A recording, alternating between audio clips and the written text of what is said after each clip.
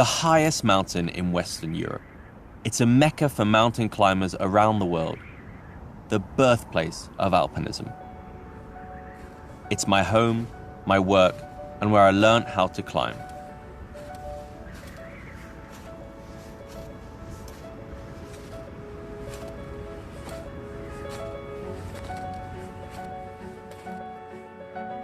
My name is John Griffith, and I live in the heart of the French Alps in a small mountain town called Chamonix, right at the foot of Mont Blanc.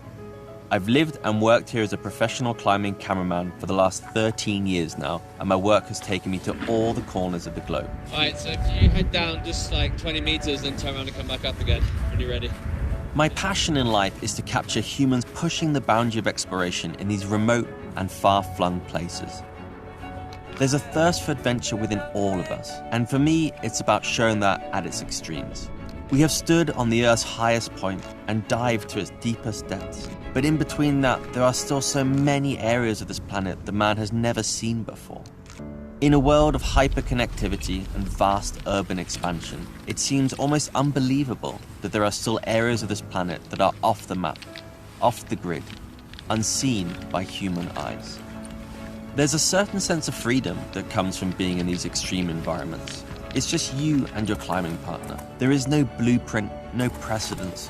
Your decisions are born from decades of climbing experience in all sorts of terrain, and focused often on maybe just one single move, one moment in time.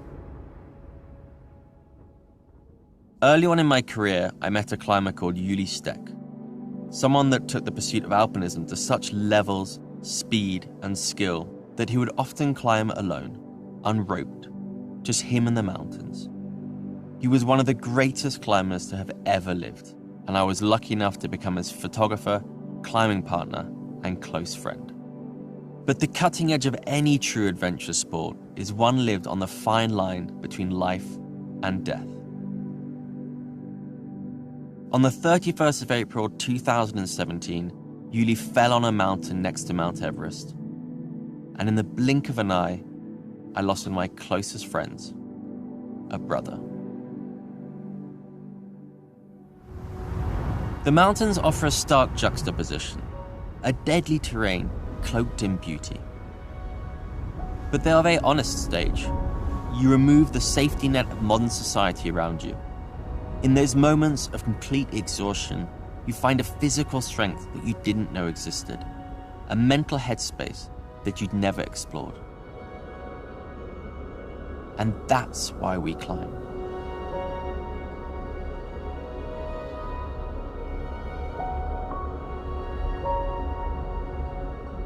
And whilst we may see and experience things that we cannot even put into words, sometimes those memories and thoughts will never leave the mountain we create them on. That's the price you sometimes have to pay. In memory of Uli, I set out to finish off his last great climbing project that he had died on Mount Everest, a huge climbing route in the Himalayas that had never been done before and that had challenged many before him. In order to pursue my job though, and ultimately to attempt this Everest challenge, I need to be a master of all climbing disciplines. As winter blankets the mountains above town, the water freezes and offers up the most ephemeral of climbing, frozen waterfalls. My very first climbs in Chamonix were on these ice cliffs around me here, and even 13 years later, they still challenge and train me for my next Himalayan adventure. It's a place I'm proud to share with some of my closest friends that I will call brothers. They all have different stories but share the same common love for the unknown, in pursuit of that ever-shifting line between the cutting edge and coming home. And this is our story and what it takes to be a Himalayan climber. My name is Paul Millet, and I live in Chamonix all of my life. In the summer, I work in the mountains repairing and creating new hiking paths for climbers, walkers, and mountain bikers. It's a physical job, but it's rewarding because I feel like I'm constantly giving something back to nature. In the winter time though, I swap my shovel for my skis and tear down steep mountains as fast as I can. For me, steep skiing is my passion. In the old days, we used to ski a lot more conservatively. But now the style is to find beautiful open and steep mountain faces with low tracks and to ski them as fast as possible with as few turns as possible. It's the closest feeling you can come to flying without actually being in the air. The movement, the weightlessness, just supported by snowflakes underfoot traveling at 60 miles per hour. Your body is constantly moving against the forces of the mountain, your brain scanning the terrain ahead. It's an incredible synergy between mind and body. You always feel at the limit of what your brain can process and how fast your legs and body can react to the terrain ahead. There is so much history in this valley in the world of steep skiing, and still so much being written every year. Good luck.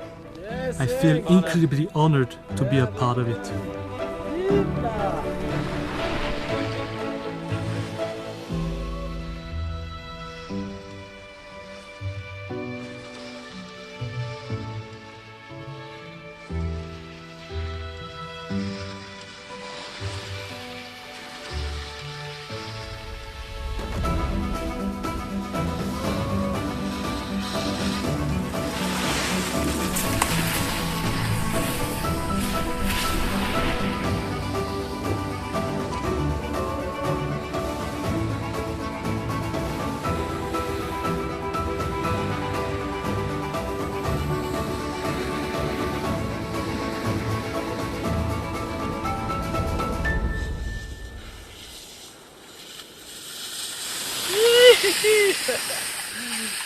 Well, man, well done. My name is Corra Pesce and I'm a professional climber from Italy. I've lived in the Chamonix Valley for over 17 years now, and I made my way from the flat plains of Italy to doing any job that allowed me to gain access to these huge granite mountains. In my younger days, I worked as a kitchen boy in a high mountain hut and went off climbing by myself in the mountains on my days off. I guess I was lucky to survive those days.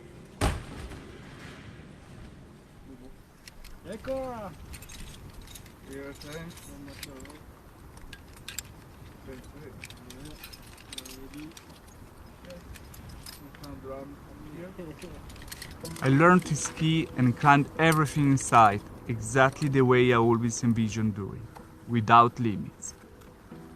I love how the seasons unfold, and now in winter I watch the mountains slowly put their winter dress on. Tiny ice drips start decorating rock walls, and suddenly a climb is born. I prefer the mountains in winter though. They feel more alive. Everything seems to be working against you, and the mountain puts up her hardest defenses.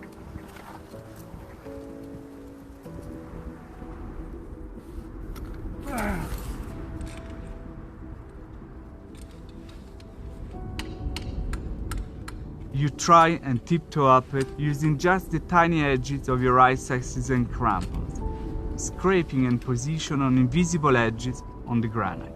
That's the challenge that brings me here time and time again. The balancing act between the physical and the mental. It's strangely meditative. There is nothing else cluttering your thoughts. Your mind and body are focused. Nothing else matters. Not much for the feet though.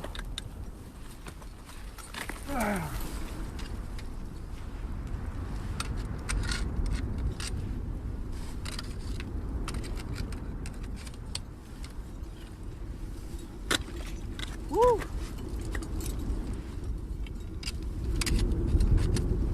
A bit better now. The winter offers us so much, but as the sun starts to creep higher in the sky, so does the heat of spring and the start of summer, and the cooling of the rock. I'm definitely a primate, I just can't seem to live without climbing. My name is Adam George, and I'm a professional mountain guide. I started climbing in the White Mountains of New Hampshire, where my love for hiking and the outdoors grew into something a little more adventurous. My climbing career started when I was just 15 years old, and by 18 I had climbed El Capitan in Yosemite. Okay, here I've got some gear from before. But Need something else, maybe? I think we got the draws already, so... Alright, so where are we heading? I'm equally at home skiing, rock climbing, ice climbing, or alpine climbing, but rock climbing has always been my favorite discipline. There's something so pure about just using your hands and feet on the rock. Every move flows into the next one, every contortion of your body, and the synergy between hand and feet matches effortlessly. From an outside perspective, it seems like a battle, but in reality, it's like a dance.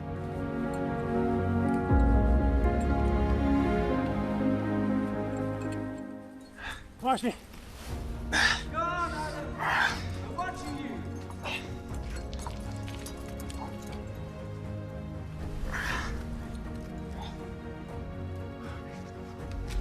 Yeah, Adam, good work!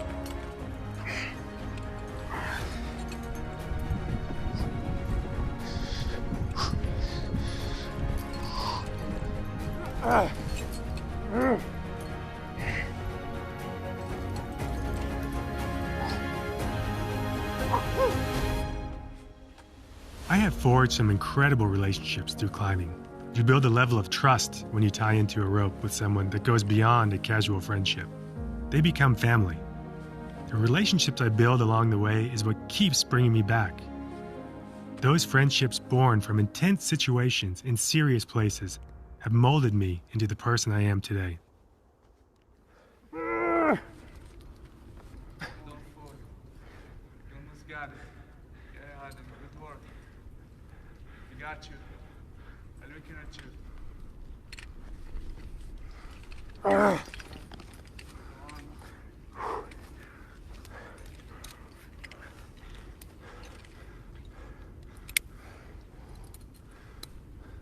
There are really bad cams in there, huh? There's pretty small cams. I'm pretty heavy.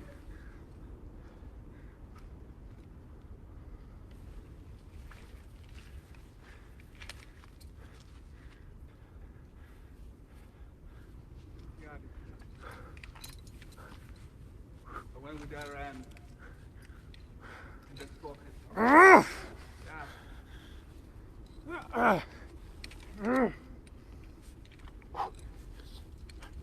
Yeah. Go on, fight! Go on, I'm watching you. Watch me.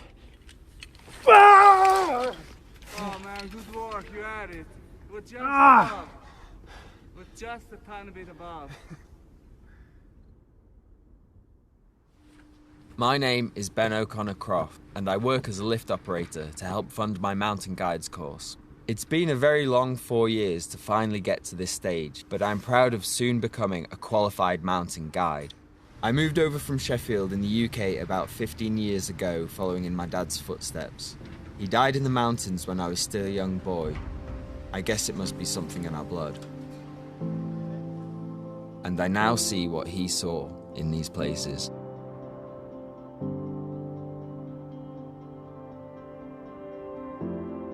It is so beautiful out here, and I find the challenge presented by alpinism to be incredibly rewarding.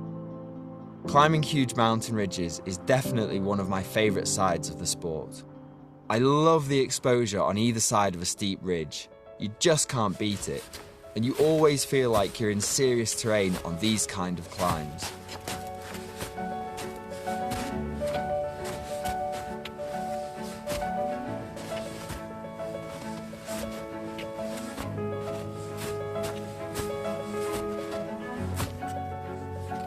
I'm definitely a people person though, and guiding is all about taking people into these incredible locations that as climbers we get to.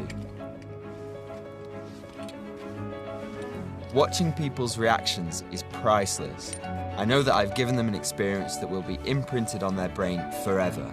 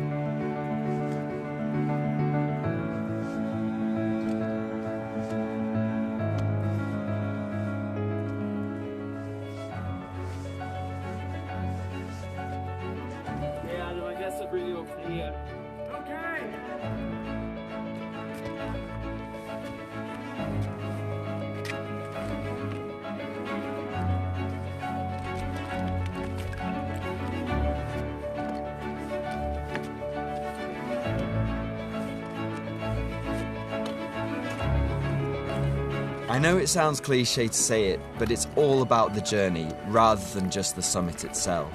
It's about the process as a whole, the highs and lows shared on the way to the summit that make climbing so addictive. We're all a big family out here. We live and work in these mountains, and ultimately they train us for the biggest mountains on Earth, the Himalayas. Yuli was a close friend to us all. We hope John will do him. At 29,000 feet, Mount Everest is the highest point on this planet. Reaching temperatures as low as minus 80 degrees Fahrenheit and with winds of up to 200 miles an hour, it is a treacherous place that has taken many lives.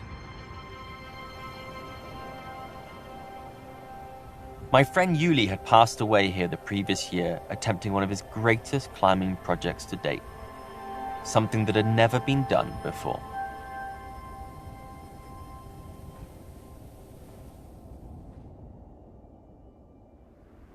My name is John Griffith, and I will support and accompany Sherpa Tenji, Yuli's Nepalese climbing partner, as he attempts to finish off his mentor's last climb in his style. Yuli's original project was to climb both the world's highest and fifth highest mountain in a single go without the use of bottled oxygen. It requires a superhuman ability. Only 175 people have stood on Earth's highest point without the use of bottled oxygen. More people have been into space than accomplished this feat. Climbing both Mount Everest and Mount Lhotse will expose Tenji's body to an extraordinary amount of time in the death zone, an altitude that contains so little oxygen that his cells will literally start to die. And whilst Tenji has already climbed Mount Everest 4 times before and once without bottled oxygen, there is no guarantee that he can do it again. It's a race against time. John and I's ascent of Everest begins in the foothills of the Himalayas. We leave the hustle and bustle of Nepal's capital city and land in a remote airstrip in the village of Lukla.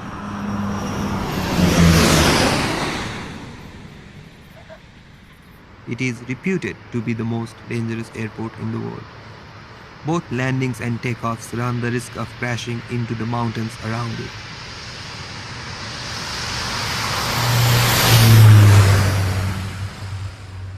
There is no room for error.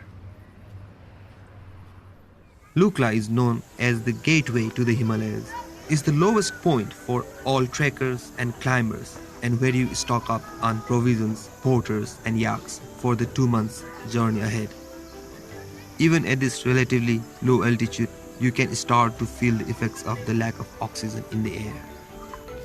Our trek to Everest takes us through dramatic scenery, remote mountains, villages. Everest Base Camp is nestled right at the foot of Everest itself. Housed on an ever-shifting glacier, surrounded by steep walls that rumble with the sounds of avalanches day and night, it can be an intimidating place to live. Over 1,000 climbers and mountain workers live here during the short Everest season. Tenji and I join another climbing expedition team and settle into base camp life.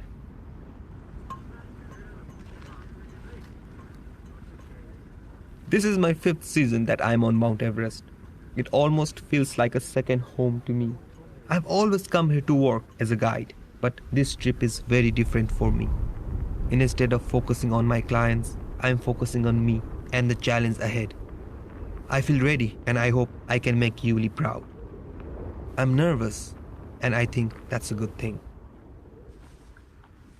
After 4 weeks spent acclimatizing and getting our bodies used to the thinner air, it is time to finally go. Morning, Sanjeev. How are you? Yeah, good, man. How are you? Good, very good. Ready for a big day tomorrow? Oh, yeah. I need an exceptional weather window for a no-bottle oxygen ascent, as my body will be under major stresses and incredibly vulnerable to frostbite, as well as pulmonary and cerebral edema, a condition whereby my brain and lungs can fill up with my own body fluids, resulting in death.